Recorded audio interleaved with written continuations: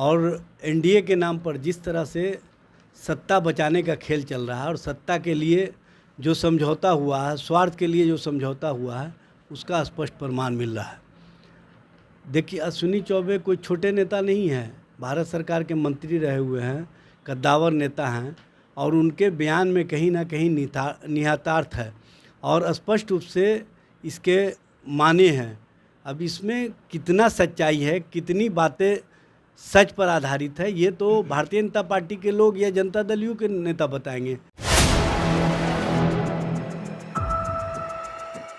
नमस्कार, 4 PM में आपका स्वागत है। मैं हूं आपके साथ विशाल। पूर्व सांसद और भाजपा के नेता अश्विनी चौबे का एक बयान के बाद देखिए राजनीति गरमाना शुरू हो गया है।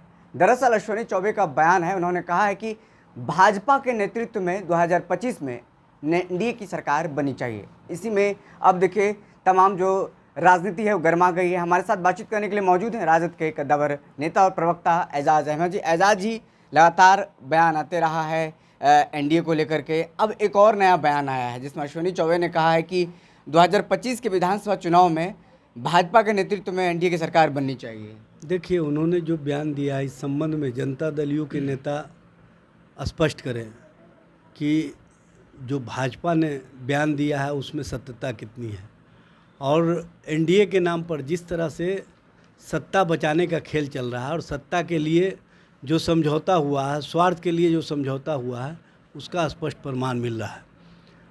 देखिए, अश्विनी चौबे कोई छोटे नेता नहीं हैं, भारत सरकार के मंत्री रहे हुए हैं, कद्दावर नेता हैं और उनके बयान में कहीं ना कहीं निहितार्थ है और स्पष्ट रूप से इसके माने हैं। अब इसमें कितना सच्चाई है, कितनी बातें सच पर आधारित है, ये तो भारतीय जनता पार्टी के लोग या जनता दल यू के नेता बताएंगे। लेकिन एक बात मैं बता देना चाहता हूँ, 2025 में इंडिया गठबंधन और तेजस्वी प्रसाद यादव के नेतृत्व में जो जनता का विश्वास है, जो जनता का समर्थन है, वो स्पष्ट रूप से दिख रहा है। 2025 उन लोगों के लिए सपना हो जाएगा जो सपना देख रहे हैं कि हमारे नेतृत्व में, उनके नेतृत्व में सरकार बनेगी। दरअसल बिहार में सरकार बनेगी तो तेजस्वी प्रसाद यादव के नेतृत्व में, और 2025 के लिए तैयार खड़े हैं बिहार के हर आवाम, हर नौजवान, हर तबके के लोग। सब का सब यही चाहते हैं कि काम करने वाला नेता हो जो सही माने में जनता और जनता के हितों के, जनता के लिए और जनता की भलाई के लिए काम करने वाला हो, वो नेता है तेजस्वी प्रसाद यादव। एजाज जी, तो सवाल उठ रहा है कि क्या भाजपा जदयू को झटका देने जा रही है, क्योंकि बीते दिनों ही लोकसभा चुनाव के बाद सम्राट चौधरी का बयान आता है कि एनडीए का नेतृत्व करता नीतीश कुमार होंगे, नीतीश कुमार के नेतृत्व में चुनाव लड़ा जाएगा 2025 विधानसभा चुनाव का। लेकिन अब वरिष्ठ नेता, पूर्व सांसद, पूर्व मंत्री रहे हैं अश्विनी चौबे का, क्या आपको लगता है कि भाजपा झटका देने जा रही है जदयू को? देखिए, भारतीय जनता पार्टी दोहरी राजनीति करती है, दो तरह की बातें करती है। एक तरफ वो अपने कुछ नेताओं से कुछ बयान दिलवाती है, दूसरे तरफ कुछ बयान दिलवाती है। दोनों बयान में कहीं सामंजस्य नहीं है। जब एनडीए की सरकार बनने वाली थी तब सम्राट चौधरी ने ये बयान दिया था, जब एनडीए की सरकार बन गई और कहीं ना कहीं अब उनको लग रहा है कि हम कंफर्टेबल पोजीशन में है, तो इस तरह का बयान अश्विनी चौबे के माध्यम से दिलाया गया।